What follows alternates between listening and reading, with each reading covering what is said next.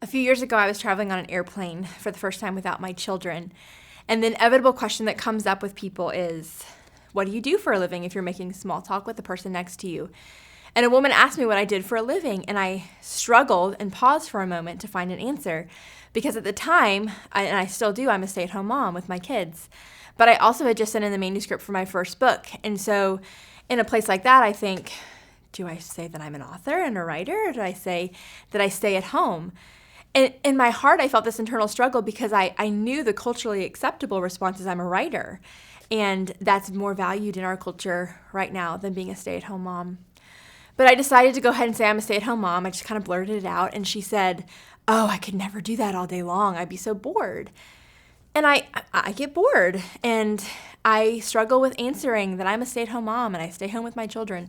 In a Christian subculture, it might be easier, but in some parts of our society, it feels like we're letting down the team or we're not doing anything of value. But the storyline of Scripture is that God chooses the weak things of the world to shame the wise. God doesn't pick what the world picks as valuable in His eyes. And so while the work that we are doing might seem embarrassing to the people that we're coming in contact with, or it might seem embarrassing to the people at your 10-year reunion or your 20-year reunion when you feel like you've got nothing to show for the life you've lived, God doesn't see that work as not valuable because you are caring for people created in His image.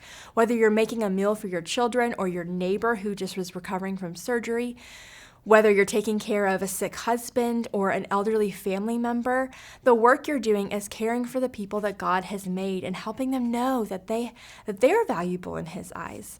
So work is not about doing something great and glorious. Work is about loving your neighbor and loving God by loving your neighbor.